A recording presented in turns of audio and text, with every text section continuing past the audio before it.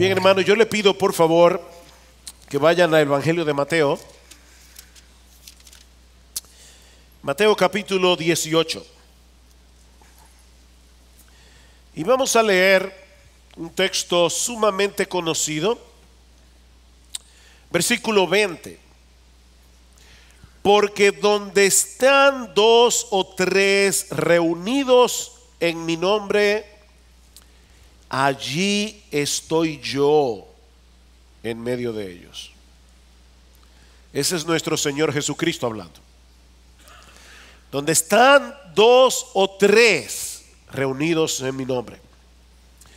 Hace 2 semanas iniciamos una breve serie sobre el tema de la iglesia como el cuerpo de Cristo. Y hasta ahora hemos visto básicamente 2 cosas. La primera es que Dios ha escogido a la iglesia para mostrar en ella su gloria. No solo en el mundo, sino también a los ángeles. Como dice John Piper, la iglesia no solo tiene una misión terrenal, sino también una misión cósmica. Pablo dice en Efesios capítulo 3, versículo 10, que la multiforme sabiduría de Dios es ahora dada a conocer por medio de la iglesia a los principados y potestades en las regiones celestiales. Es en la iglesia, como en ningún otro lugar de la creación, donde vemos un despliegue de los atributos que hacen a Dios ser Dios, la hermosura de su sabiduría, de su santidad, de su poder, de su gracia, de su bondad y su amor redentor en Cristo Jesús. Eso pasa, hermanos, no en el cañón del Colorado. Eso pasa en la iglesia como en ningún otro lugar. Y lo increíble de esto es que Dios no hace eso por medio de programas espectaculares o por tener un servicio de adoración tipo Disney. Nosotros podemos, ¿verdad?, hacer una producción espectacular. Me decía un hermano hablándome de la frustración que sentía porque estaba buscando una iglesia en cierta región de Estados Unidos. Y dice: pastor, yo en el tiempo, un pastor retirado ya, un hombre muy serio en los caminos del Señor, me dice: yo he visitado más de 100 iglesias en este estado de Estados Unidos, y yo no le puedo contar las locuras que yo he visto, incluyendo un día que había un servicio del Domingo de Ramos y entró un muchachito encima de un burro en la iglesia. Y por supuesto, todo el espectáculo se llevó todo el tiempo del culto y no hubo tiempo para predicar la palabra. No, mis hermanos, es sin burro que Dios muestra su gloria. Es sin hacer nada espectacular, no es una producción hollywoodense para que Dios manifieste su gloria en la iglesia, sino simplemente por ser el tipo de iglesia que Cristo quiere que la iglesia sea. Eso es todo. Tal como Él lo reveló en las Escrituras. Y no importa el tamaño que una iglesia tenga, no importa si tiene instrumentos musicales o no los tiene, no importa si tiene un salón con aire acondicionado, con sillas cómodas, con luces como las que nosotros tenemos aquí. No es a través de estas cosas que Dios manifiesta su gloria, es a través de la iglesia. A través de la iglesia. Lo único que importa es que en verdad una iglesia sea una iglesia. Pero hemos visto también, eso lo vimos el domingo pasado, que todo verdadero creyente viene a ser parte de la iglesia universal al ser bautizado en el Espíritu Santo en el momento de la conversión, y que ese bautismo invisible debe manifestarse en una forma concreta al venir a formar parte de una iglesia local a través del bautismo en agua, como lo haremos aquí en el próximo mes de mayo. Mis hermanos, si nosotros pasamos por alto esta dimensión corporativa de la obra redentora de Cristo, estamos tergiversando el evangelio y estamos reinventando el cristianismo. Cristo prometió en Mateo capítulo 16, versículo 18, que Él habría de edificar su iglesia. Él no prometió edificar ninguna otra cosa. Yo voy a edificar mi iglesia. Y Pablo nos dice en Efesios capítulo 5, versículo 25, que fue por esa iglesia que Cristo se entregó a sí mismo para santificarla, para prepararla para el día de las bodas del Cordero. Y aunque somos salvos como individuos, no fuimos salvados para vivir en aislamiento. Somos un cuerpo, dice Pablo en Romanos capítulo 12, versículo 5, y todos miembros los unos de los otros. Somos miembros los unos de los otros. Ahora bien, ¿cómo definimos lo que es una iglesia local? Estamos diciendo, todo verdadero creyente debe venir a formar parte de una iglesia local. Bien, pero ¿qué es una iglesia local? Porque muchas personas creen que si se reúnen en una casa, un grupo de amigos cristianos, a estudiar la Biblia y a orar juntos, eso ya es una iglesia. De hecho, alguien puso un comentario en estos días en las redes sociales acerca de ese tema, precisamente a la luz de esta serie de sermones. Y decía, yo no necesito ir a una iglesia como esta, con que me reúne en mi casa está bien. ¿Acaso no dice el Señor Jesucristo en el texto que leímos hace un momento en Mateo 18, 20, que donde estén dos o tres congregados en su nombre, allí está Jesús en medio de ellos? Mis hermanos, ¿hay alguna diferencia entre un grupo de cristianos que se reúnen de manera informal a estudiar juntos las escrituras sin ningún tipo de compromiso vinculante? ¿Hay alguna diferencia entre ese tipo de grupos y una iglesia local? En otras palabras, y aquí está el título de mi sermón, ¿qué es lo que hace que una iglesia sea una iglesia? ¿Alguna vez han preguntado eso? ¿Qué hace que una iglesia sea una iglesia?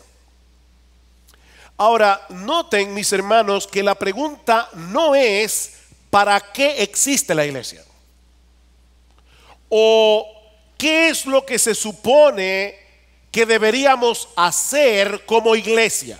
Lo que llamaríamos la misión de la iglesia. No, yo no voy a entrar en ese tema, hermanos. Y es importante para que nadie se sienta frustrado y después diga, no se habló del evangelismo, no se habló de tal cosa. No, hermanos, yo no voy a hablar de lo que la iglesia debe hacer, sino de lo que la iglesia debe ser. Esa es la pregunta. ¿Cuáles son los elementos que hacen que un grupo de personas vengan a ser una iglesia? Ahora, antes de responder esta pregunta, permítanme tomar unos minutos para corregir algunas nociones equivocadas que muchas personas tienen de lo que una iglesia es. Porque si tenemos un prejuicio, ese prejuicio, esas presuposiciones equivocadas se van a convertir en un obstáculo para que nosotros podamos recibir las enseñanzas de esta mañana. Así que permítanme corregir algunas nociones equivocadas de lo que es una iglesia. Por ejemplo, la iglesia no es un edificio.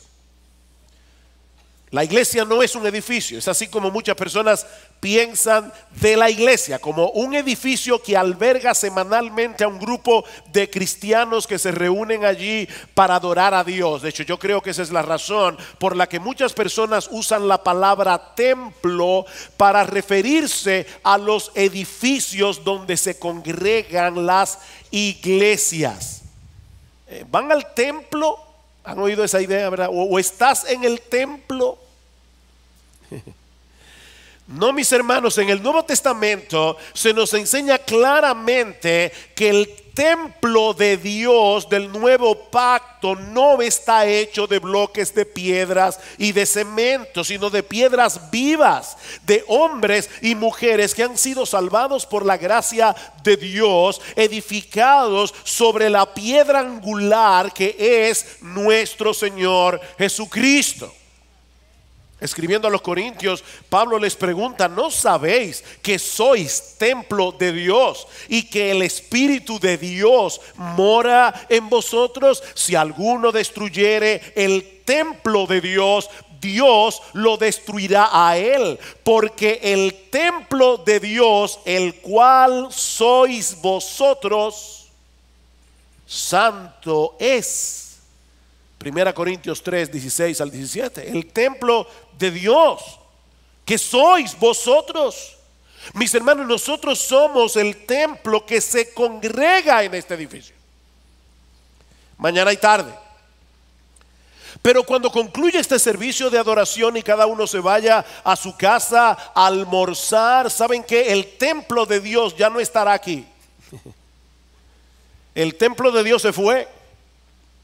Y este lugar no será más sagrado que lo que pudiera ser cualquier otro lugar. Así que la iglesia no es un edificio. Tampoco es un conjunto de actividades religiosas como el servicio de adoración que celebramos en este lugar los domingos en la mañana y en la tarde. En otras palabras, esta iglesia no viene a la existencia a las 11 de la mañana y deja de existir a las 12:30. Para volver a existir de nuevo a las 6. No, ese no es el concepto que la Biblia nos da de lo que es una iglesia. Nos congregamos como iglesia los domingos por mandato de Dios, como veremos en un momento, pero somos miembros de este cuerpo local 24/7. No solo los domingos. Y tenemos la responsabilidad de poner nuestros dones en operación en diferentes contextos y no solamente dentro de las 4 paredes de este lugar. Yo creo que ese es el problema que muchos tienen para poner sus dones en operación. Ellos no saben qué hacer durante el culto y por lo tanto creen que no pueden hacer nada por la iglesia. En 1 Corintios 15:9, Pablo dice de sí mismo que él no se sentía digno de ser llamado apóstol porque perseguí a la iglesia de Dios. ¿Qué está diciendo Pablo aquí? Que él venía los domingos a donde los cristianos se congregaban y allí los perseguía.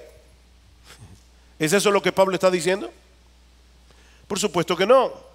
Es que él había puesto todo su empeño en frenar el avance del evangelio, haciendo el mayor daño posible a los cristianos en cualquier día de la semana. Es en ese sentido que él perseguía a la iglesia. Otra noción equivocada y muy dañina, por cierto, es que la iglesia son sus líderes. Alguien diría la jerarquía. Por si acaso, aquí no hay jerarcas. Pero algunos piensan que la iglesia son sus líderes. Ahora, este concepto, mis hermanos, es problemático porque no siempre se cree a nivel consciente. ¿Qué quiero decir con esto? Que si en muchas iglesias locales se pasara una encuesta y se preguntara a los hermanos: ¿cuántos de ustedes creen que la iglesia son sus pastores? Yo creo que la mayoría respondería que no. Intelectualmente. Pero en la práctica parece que nosotros entendemos otra cosa. Por ejemplo, si un miembro de la iglesia no anda bien, muchos presuponen que los pastores son los responsables de lidiar con ese asunto. Piénsalo y sé honesto. Y si esa persona finalmente termina apartándose del Señor, es probable que muy pocos de los miembros se sientan responsables de eso. Los pastores debieron ponerle más atención a ese caso y no lo hicieron. Ahora, ¿es esa la forma como el Nuevo Testamento habla de la iglesia? Por supuesto que no. Los pastores y diáconos tienen una función particular dentro de la iglesia, pero ellos no son la iglesia. Brevemente algunos textos. Romanos capítulo 15, versículo 14. Romanos capítulo 15, versículo 14. ¿Qué dice el apóstol Pablo allí? En cuanto a vosotros, hermanos míos, no pastores, hermanos míos, yo mismo estoy también convencido de que vosotros estáis llenos de bondad, llenos de todo conocimiento y capaces también de amonestaros los unos a los otros. Mira, mi hermano, si tú tienes un tiempo aquí en esta iglesia, yo espero que con todos los sermones que tú has escuchado, en un año, en dos, en tres, tú estás capacitado para amonestar a otro, ¿no es así? Tesalonicenses, primera Tesalonicenses capítulo 5.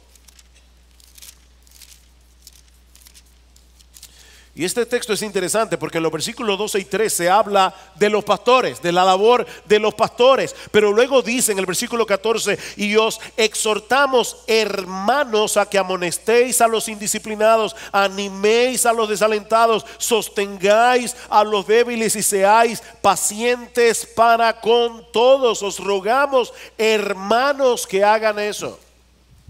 Y ustedes conocen el texto de Efesios 4 que se cita tan frecuentemente en esta iglesia.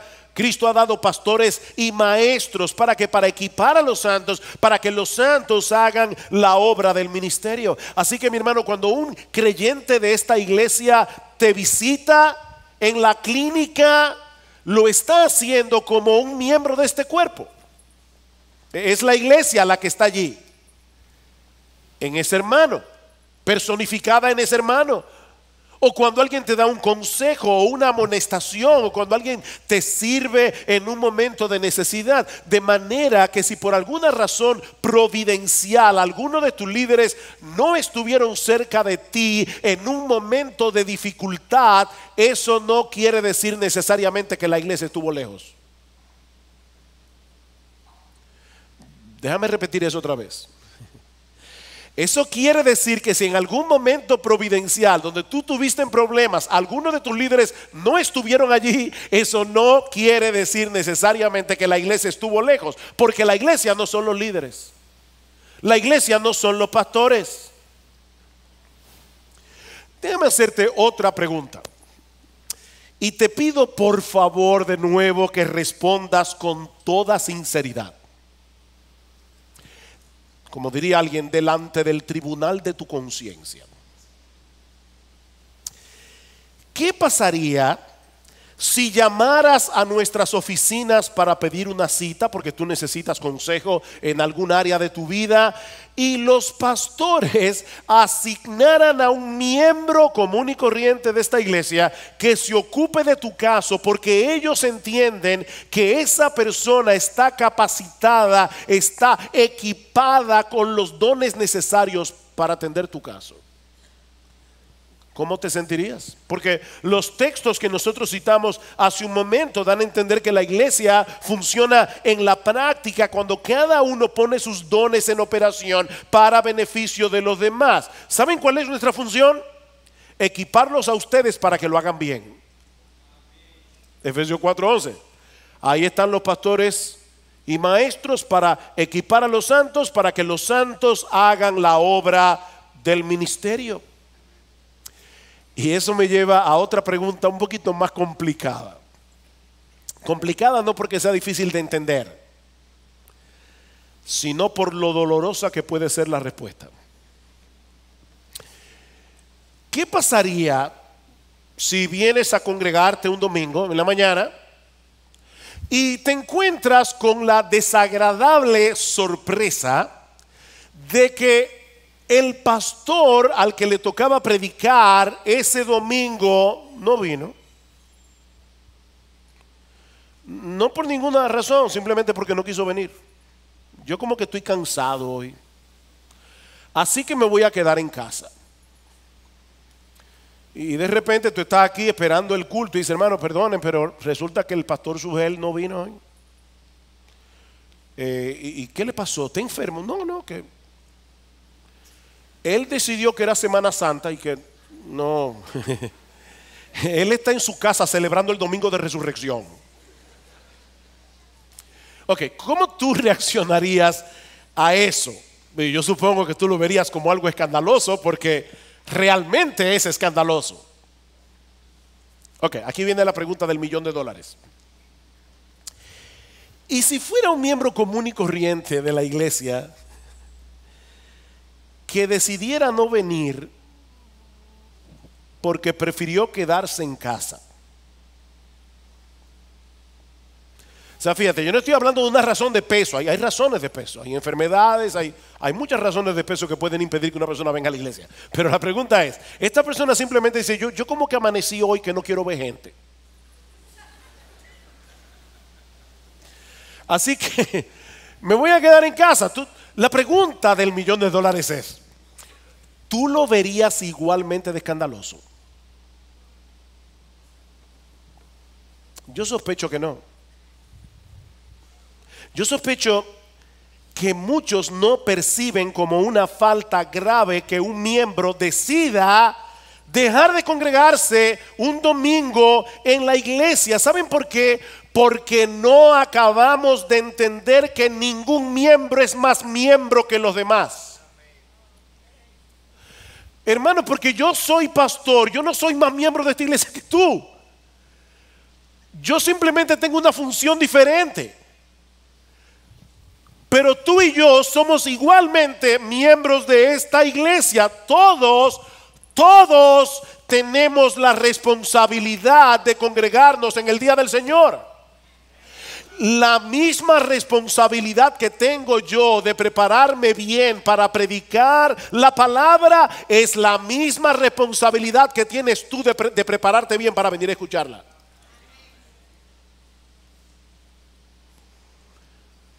La boca necesita oídos que lo escuchen.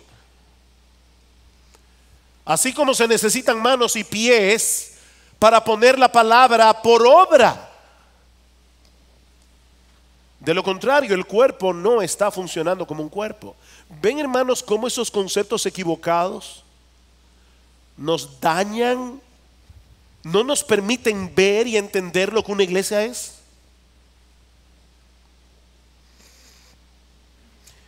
La iglesia no es un edificio, la iglesia no es un conjunto de actividades religiosas, la iglesia no son sus líderes. ¿Qué es entonces la iglesia? Bueno, nuestra palabra iglesia proviene del griego eclesía. Y es interesante porque ese término no se lo inventó el Nuevo Testamento.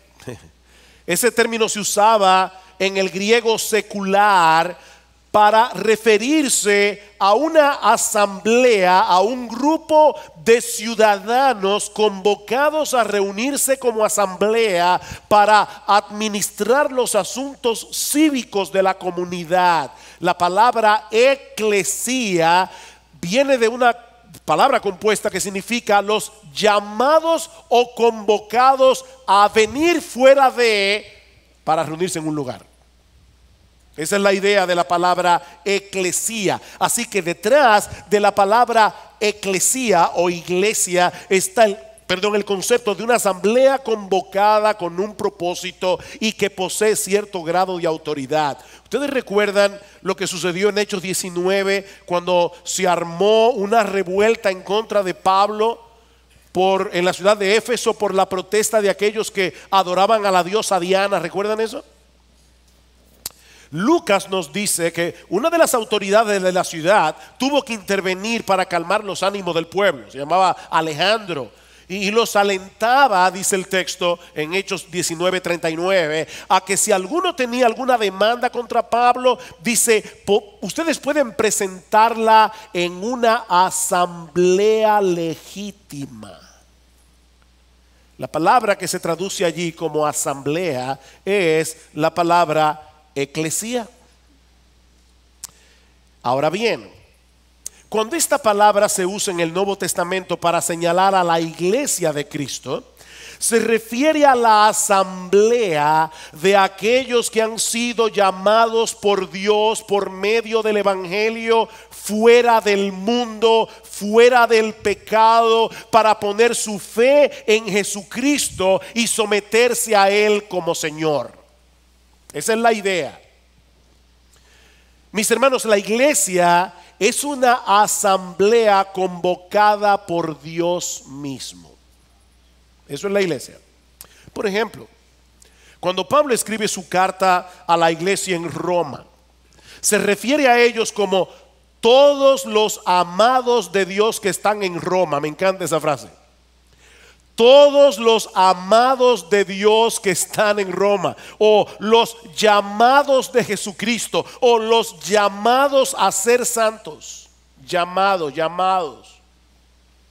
Y en un tono similar, Pablo dirige otra carta a la iglesia de Dios que está en Corinto, a los que han sido santificados en Cristo Jesús, llamados a ser santos, con todos los que en cualquier parte invocan el nombre de nuestro Señor Jesucristo, Señor de ellos y nuestro. Esta carta fue dirigida a una iglesia que se congregaba en un lugar específico, la iglesia de Dios que está en Corinto, con su membresía específica y de hecho con una problemática peculiar que fue lo que movió a Pablo a tratar los temas contenidos en la carta a los Corintios. Ahora, no sé si se dieron cuenta, pero Pablo reconoce la realidad de que esta iglesia local también pertenecía a un cuerpo más amplio de creyentes. ¿Se dieron cuenta? Pablo dice a los que están en Corinto, pero dice también con todos los que en cualquier parte invocan el nombre de nuestro Señor Jesucristo, Señor de ellos y nuestro. La iglesia local y la iglesia universal presentadas una al lado de la otra en un mismo pasaje. De hecho, casi al final de la carta, en 1 Corintios capítulo 16 versículo 19, Pablo escribe a los corintios, escuchen esto: las iglesias de Asia os saludan. Ven, iglesias locales, las iglesias de Asia. Y luego dice: Aquila y Priscila con la iglesia que está en su casa os saludan muy afectuosamente en el Señor. Esta era una iglesia que se reunía en una casa, pero era una iglesia. ¿Cómo definimos entonces lo que es una iglesia local?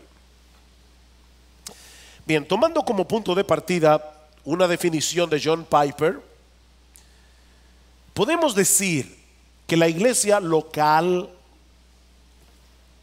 y no se amedrenten al escuchar la definición, cuando tú tienes un filete de 12 onzas, la mejor manera de comértelo es cortándolo en pedazos. Bueno, no te preocupes que yo voy a cortar el filete, pero déjame presentarte el plato. ¿Está bien? No te amedrentes, que no te vas a turugar.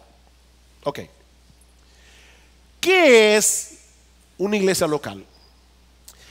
Es un grupo de creyentes bautizados, comprometidos a cuidarse unos a otros, que se reúnen regularmente para adorar a Dios a través de Jesucristo, para ser exhortados por la palabra de Dios y para celebrar las ordenanzas de Cristo, el bautismo y la cena del Señor, bajo la guía de líderes debidamente constituidos. Eso es una iglesia local. Puede ser grande, puede ser pequeña, puede estar en un edificio, puede estar en una casa. Pero ¿qué es una iglesia? Es un grupo de creyentes bautizados, comprometidos a cuidarse unos a otros, que se reúnen regularmente para adorar a Dios a través de Jesucristo, para ser exhortados por la palabra de Dios y para celebrar las ordenanzas de Cristo bajo la guía de líderes debidamente constituidos. Hay otras cosas que pudiéramos decir acerca de la iglesia local, pero yo creo que esta definición contiene algunos de los elementos esenciales de lo que una iglesia es. Lo primero que estamos diciendo es que una iglesia local está compuesta por un grupo de creyentes bautizados. Tienen que ser creyentes y tienen que estar bautizados. Así como el bautismo en el Espíritu Santo es indispensable para venir a formar parte de la iglesia universal, de igual manera el bautismo en agua es la puerta de entrada para la iglesia local. Ese es uno de los elementos indispensables de la gran comisión que el Señor nos dejó antes de ascender a los cielos. Mateo capítulo 28, versículo 18. Toda autoridad me ha sido dada en el cielo y en la tierra. Id pues y haced discípulos de todas las naciones. ¿Cómo? Bautizándolos en el nombre del Padre y del Hijo y del Espíritu Santo, enseñándoles a guardar todo lo que os he mandado. Y he aquí, yo estoy con vosotros todos los días hasta el fin del mundo. Miren, hermanos, esta comisión del Señor es muy conocida, muy conocida. Yo creo que todo el mundo aquí, es más, hasta algunos deben saberse de memoria estas palabras. El problema es que muchos no conectan lo que el Señor nos está ordenando aquí con las palabras de Cristo en Mateo 16, 18. Yo edificaré mi iglesia. En otras palabras, la gran comisión es el medio a través del cual Cristo está haciendo lo que prometió: edificar su iglesia. Esta comisión no es un fin en sí misma. Los que se conviertan al Señor a través de la predicación del Evangelio deben ser bautizados para venir a formar parte de una comunidad cristiana donde se les enseñará a guardar todo lo que Cristo ha mandado. Ese es el patrón que vemos una y otra vez en el libro de los Hechos. Todos los que se convertían al Señor eran bautizados en agua y eran añadidos a las iglesias locales y allí eran edificados en su fe. Pero hemos dicho también, estamos dividiendo el filete, que este grupo de creyentes bautizados que forman la iglesia local se han comprometido a cuidarse unos a otros. La semana que viene vamos a hablar un poco más acerca de la membresía de la iglesia local. Vamos a explicar lo que significa ser miembro. Por ahora basta con decir que al hacernos miembros de una iglesia local, estamos asumiendo el compromiso de cuidarnos mutuamente, de velar unos por otros para ver cómo está nuestra sumisión a Cristo como parte que somos de su reino.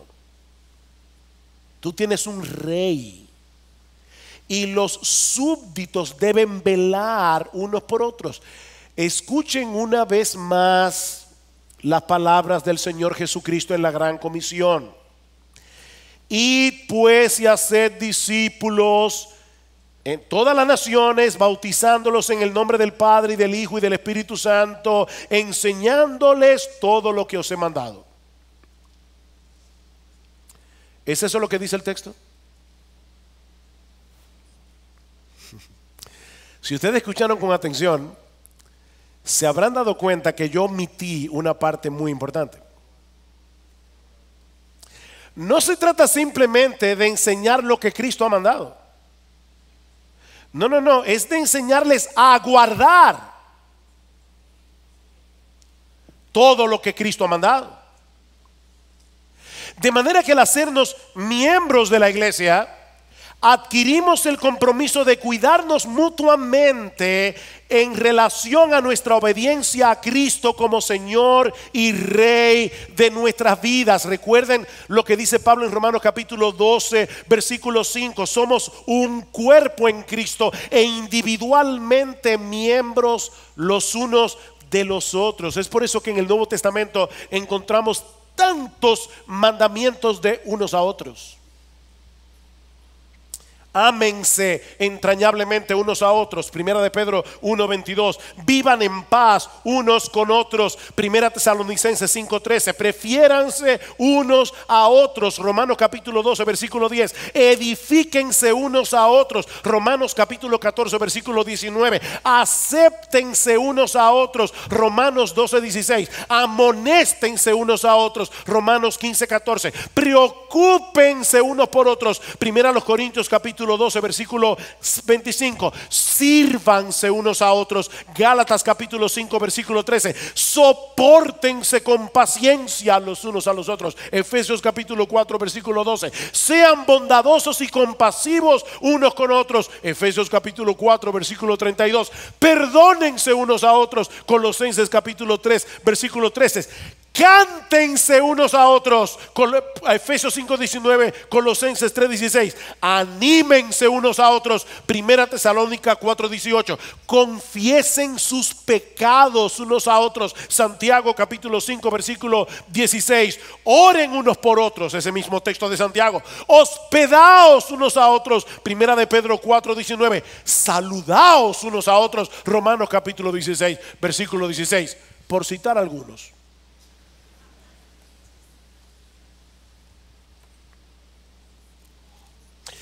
¿Y saben lo interesante?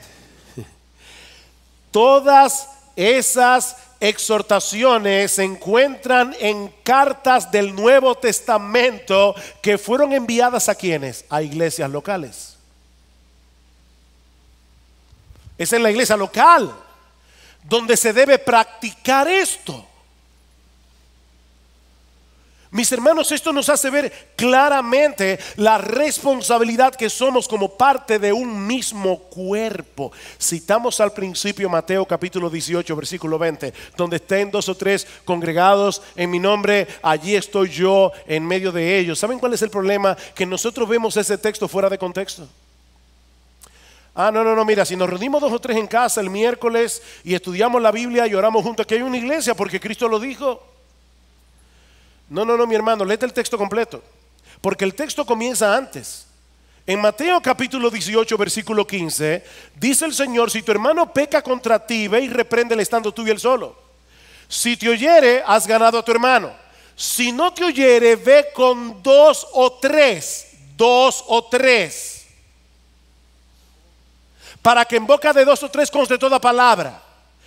Si los oyere a ellos, bien; si no los oyere a ellos, que son representantes de la iglesia, entonces dilo a la iglesia. Ven públicamente y díselo a la iglesia, a un cuerpo particular de cristianos, a un grupo de creyentes bautizados que componen una iglesia local. Y si él no oye a la iglesia, tenle por gentil y publicano. En otras palabras, vas a tener que excluir a esa persona de la membresía de la iglesia. Van a tener que retirarle la aprobación, o como decíamos una vez en una asamblea anual, tenemos que quitarle el pasaporte que lo cualifica como miembro de una de las embajadas del reino de Cristo en la tierra.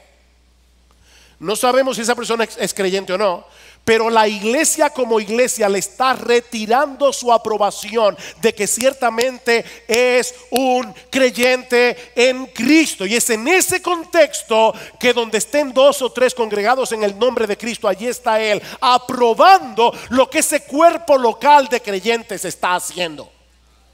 No es cualquier grupo de personas que se reúnen a lo loco en un lugar y dicen: somos una iglesia. No, mis hermanos, eso no es una iglesia. Es un grupo de cristianos, y está muy bien que lo hagan. Es un grupo de cristianos estudiando juntos, pero allí no hay una conexión vital, no hay un compromiso de los unos con los otros, de tal manera que si esa persona comienza a caminar mal, va a tener que pasar por un proceso disciplinario en la iglesia. ¿Qué hemos visto hasta aquí? Porque solo estamos dividiendo el filete. ¿Qué hemos visto hasta aquí? Que la iglesia local es un grupo de creyentes bautizados, comprometidos a cuidarse unos a otros, que se reúnen regularmente. Este grupo de creyentes, de manera regular, en el día del Señor, se reúnen como iglesia, como dice Pablo en 1 Corintios capítulo 11, versículo 18, cuando os reunís como iglesia. Sí, somos miembros de la iglesia 24/7, pero es aquí que nos reunimos como iglesia. Al hacernos miembros de la iglesia, estamos asumiendo esa responsabilidad. Dios nos convoca, mis hermanos. Es Dios el que nos convoca. Y yo siempre, yo sé que yo he dicho esto antes, pero hermanos, es que nunca deja de sorprenderme. Dios dice, pongan la hora. Ustedes pongan la hora y cuando ustedes deciden, yo voy a estar ahí. Cristo anda en medio de los 7 candeleros de oro. Y nosotros decidimos que es a las 11 de la mañana. A las 11 de la mañana Cristo está aquí. Cuando la iglesia se congrega, Dios nos convoca para que vengamos a encontrarnos con Él y con su pueblo. Y mis hermanos, es deber de cada creyente estar aquí. De ahí la exhortación del autor de la carta a los Hebreos: mantengamos firme la profesión de nuestra esperanza sin vacilar, porque fiel es el que prometió. Y considerémonos cómo estimularnos unos a otros al amor y a las buenas obras, no dejando de congregarnos como algunos tienen por costumbre, sino exhortándonos unos a otros, y mucho más al ver que el día se acerca.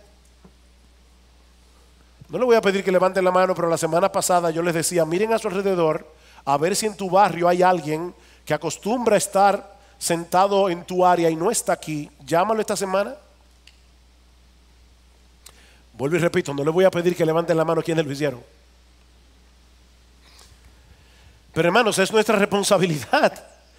Y noten que de lo que el autor de la carta a los Hebreos está hablando no es simplemente de congregarnos en algún lugar donde la palabra sea predicada. O sea, no es que Dios tiene puntos de predicación en una ciudad y tú al que tú quieras. No, es de congregarnos en nuestra iglesia. Las iglesias no son supermercados. Compro los vegetales en uno, la carne en otro, el pescado en otro. No, esto es un combo. Y cuando te hacen miembro de la iglesia, sea que te guste la música, que no te guste, sea que no te gusta cómo se viste el predicador, yo no sé nada de eso, tú vienes a tu iglesia porque es tu iglesia. ¿Y cómo yo sé que el autor de la carta a los Hebreos está hablando de congregarnos no en cualquier iglesia, sino en tu iglesia? Porque más adelante, ¿qué va a decir el autor de la carta a los Hebreos? Obedeced a vuestros pastores. A vuestros pastores, no a los pastores, a los tuyos. Y luego dice en el versículo 24, saludad a vuestros pastores con ósculos santos. Saluden a sus pastores. O sea que no son dictadores, son hermanos en Cristo a quienes saludamos con afecto. Obedezcan a sus pastores, saluden a sus pastores y congréguense en las iglesias donde esos pastores predican. ¿Y para qué nos congregamos? Bueno, decimos en nuestra definición: para adorar a Dios a través de Jesucristo, para ser exhortados por la palabra de Dios y para celebrar las ordenanzas de Cristo, es decir, el bautismo y la cena del Señor. Ahora podemos ponerlo de otra manera y decir que este es un grupo de creyentes bautizados que se reúnen regularmente para celebrar el Evangelio. ¿Les resulta más fácil así? Un grupo de creyentes que nos reunimos para celebrar el Evangelio. Noten lo que dijimos hace un momento. Adoramos a Dios a través de Jesucristo. ¿Vieron eso? Adoramos a Dios a través de Jesucristo. Es decir, reconociendo que de no haber sido por nuestro amado, glorioso, hermoso, bendito Señor y Salvador, no podríamos acercarnos a Dios con confianza, como dice el autor de la carta a los Hebreos. Es por Él. Nosotros adoramos a Dios a través de Jesucristo. Y en 1 de Pedro capítulo 2 versículo 5 dice que nosotros venimos como un reino de sacerdotes a presentar nuestros sacrificios espirituales, nuestras ofrendas, nuestros cánticos. Y dice, esos sacrificios espirituales son aceptables a Dios por medio de Jesucristo. El Evangelio. Venimos a adorar a Dios con la conciencia del Evangelio, sabiendo que hemos sido lavados de la sangre, con la sangre preciosa de nuestro bendito Señor y Salvador Jesucristo. Y hasta cuando cantamos mal, qué bendición, los gallos son santificados antes de llegar al cielo. También nos congregamos para ser exhortados por la palabra predicada. Dijimos, ¿verdad? Para adorar a Dios por medio de Jesucristo, para ser exhortados por medio de la palabra. Pero ¿saben qué, mis hermanos? Esa predicación no es otra cosa que la proclamación del Evangelio. Me propuse, dice Pablo en 1 Corintios capítulo 2 versículo 2, me propuse no saber entre vosotros cosa alguna, sino a Jesucristo y a este crucificado. ¿Saben cuál es nuestro deber como predicadores y como pastores? Llevarlos a Cristo a través del Evangelio.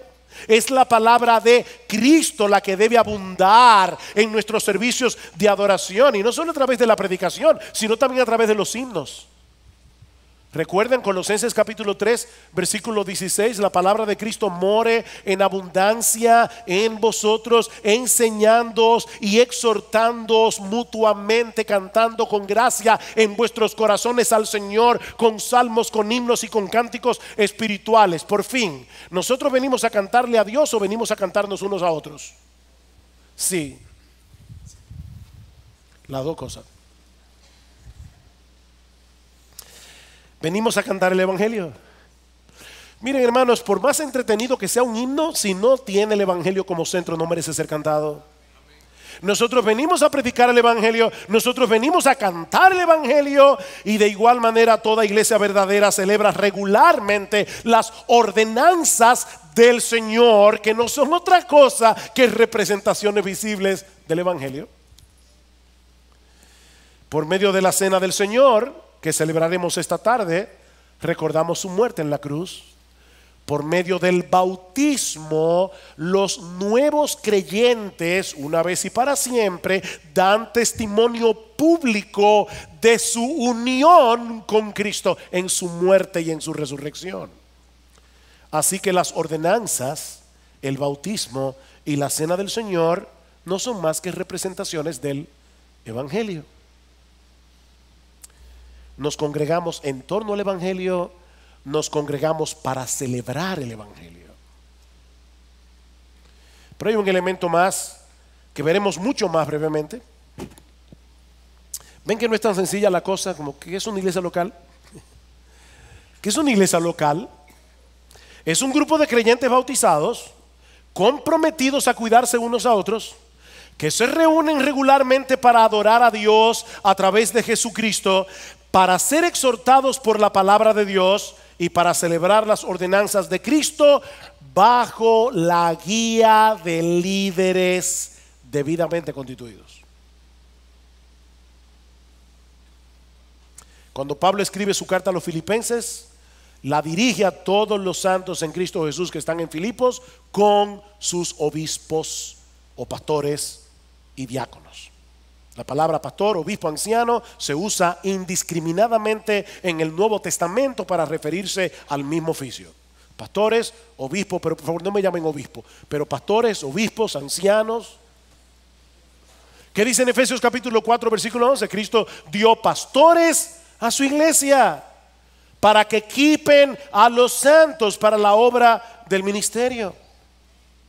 Hay iglesias que no tienen pastor y no por eso dejan de ser iglesias. Es interesante. Una iglesia puede no tener pastor y ser iglesia. Ahora, si no tiene miembro, no es iglesia. Pero el hecho de no tener pastor no es el ideal. Eso es una deficiencia. ¿Qué le dice Pablo a Tito? En Tito capítulo 1 versículo 5: por esta causa te dejé en Creta para que corrigieses lo deficiente. ¿Y cuál era la deficiencia? Que no habían pastores. Para que tú coloques pastores en cada ciudad, así como yo te mandé. Tales iglesias que no tienen pastor deben orar al Señor de la mies para que envíe obreros a su mies, porque es la voluntad de Cristo que las iglesias locales funcionen como un cuerpo bajo la guía y dirección de un grupo de líderes llamados y dotados por Él para esa labor. Yo no sigo a hombres. Bueno, depende. Porque en la iglesia Cristo ha dado hombres, no manda ángeles, que somos imperfectos, para guiar a la iglesia, para liderar la iglesia, para equipar a la iglesia. Pero ya hablaremos de eso en otro mensaje. Por ahora, solo quiero traer unas palabras de aplicación. Hermanos, ¿qué tiene que ver todo esto con nosotros?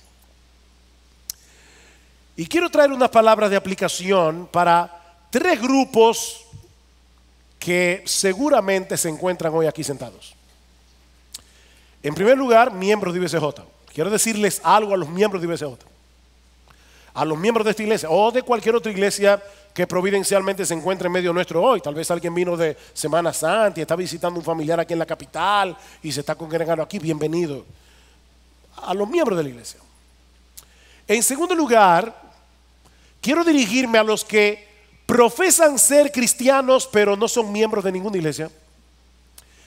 Y en tercer lugar, a aquellos que no pertenecen a ninguna iglesia simplemente porque no pertenecen a Cristo. 3 palabras de aplicación a los miembros de esta iglesia. Miembro de IBCJ, yo quisiera animarte en esta mañana a aprovechar lo que hemos escuchado hoy para renovar nuestros votos con Cristo, tu esposo, nuestro esposo, en cuanto al compromiso que hicimos al hacernos miembros de una iglesia. ¿No es verdad, hermano, que a veces vamos a una boda y escuchamos al predicador y lo que está diciendo no es nada nuevo? Sin embargo, nos ayuda a recordar las promesas que nosotros hicimos cuando nos casamos, ¿verdad? Delante de Dios y delante de los hombres. Y a veces uno llega a la casa y dice: ay, mi amor, mira, yo tengo que recordar mis votos otra vez. Bueno, yo quiero que tú renueves tus votos esta mañana.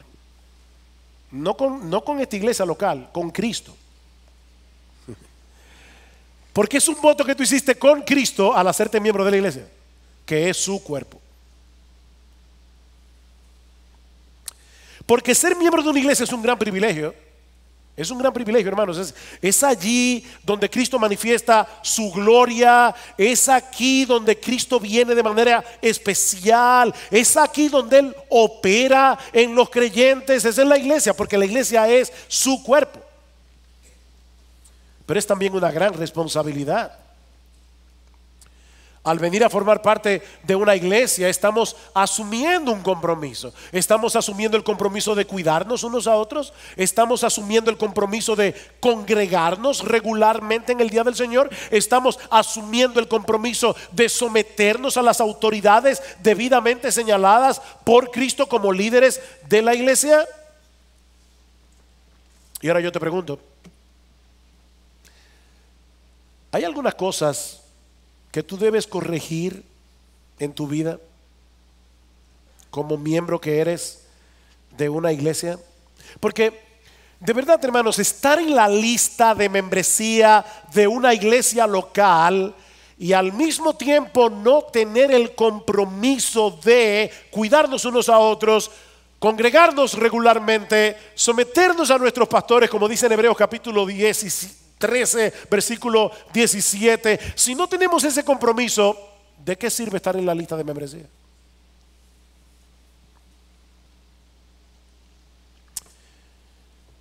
No te desanimes si tú ves que hay algunas cosas de tus votos que deben ser corregidos. No te desanimes. Más bien yo quiero animarte en esta mañana a corregir lo deficiente en dependencia del Espíritu Santo. Y ahora escuche esto bien, porque lo pensé con cuidado en cada palabra que escribí aquí.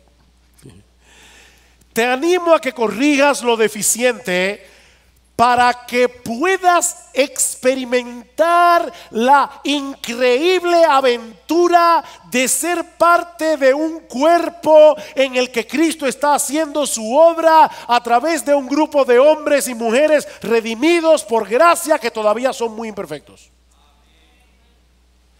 Miren, a veces estar en una iglesia es medio loco.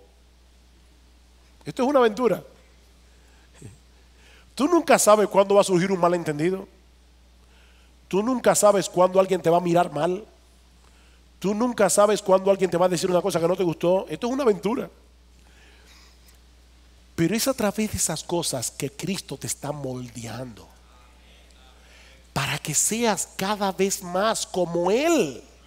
No salgas huyendo por estas cosas, hermano, porque eso es lo que Cristo está usando para hacerte como Él. Mira el fruto del Espíritu. El fruto del Espíritu es amor. Ay, si amar a quién, al que te cae bien.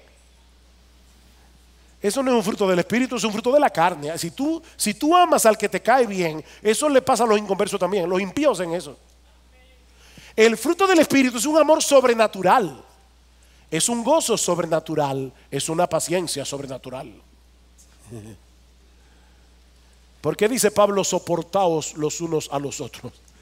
O porque hay gente que nos resultan insoportables, pero por la gracia podemos soportarlos en el cuerpo. Esto es una aventura, hermanos, y te estoy animando a que experimentes esta loca aventura de ser miembro de una iglesia. Aquí abajo. Sí, porque allá arriba todo el mundo va a estar bien, pero es aquí.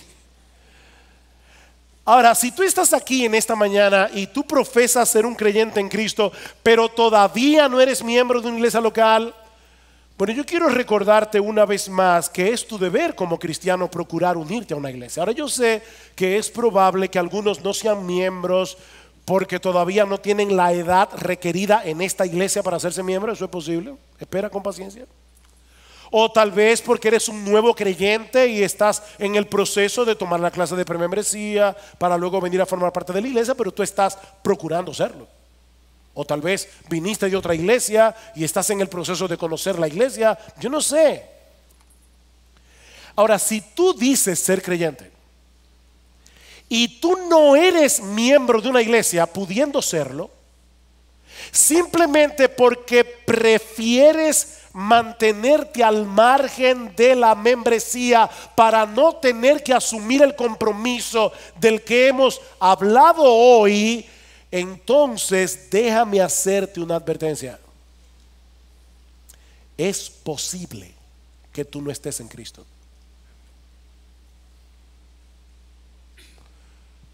Tú debes cuestionarte en cuanto a la realidad de tu fe en Cristo. Porque estar en Cristo es estar en su cuerpo, y su cuerpo es la iglesia. Como bien ha dicho alguien, es imposible estar en Cristo y no pertenecer a otros. Un cristiano, por definición, posee una conexión con otros cristianos y es responsable de ellos. Tú no puedes profesar a Cristo y evitar a su pueblo. Eso es imposible. Y si tú estás aquí en esta mañana y todavía no has venido a Cristo en arrepentimiento y fe, mi amigo, mi invitación en este día no es que vengas a ser miembro de esta iglesia. No. Mi invitación es que vengas a Cristo. Es que vengas a Cristo, que vengas a Él clamando por perdón y misericordia, reconociendo que en ningún otro hay salvación, como dice Pedro en Hechos 4:12, porque no hay otro nombre bajo el cielo dado a los hombres en el cual podamos ser salvos. Ser miembro de una iglesia local no salva a nadie. La salvación está en Cristo y solo en Él. Pero mi amigo, no hay una bendición más grande que ser parte de esa iglesia que Él ama con tan grande amor que se entregó a sí mismo por ella, para hacerla suya. Estar fuera de Cristo es estar fuera de la iglesia. Y estar fuera de la iglesia es estar fuera de los límites del amor redentor de Dios. ¿Oíste eso? Estar fuera de Cristo es estar fuera de la iglesia. Y estar fuera de la iglesia es estar fuera de los límites del amor redentor de Dios en Cristo. Que Dios bendiga su palabra.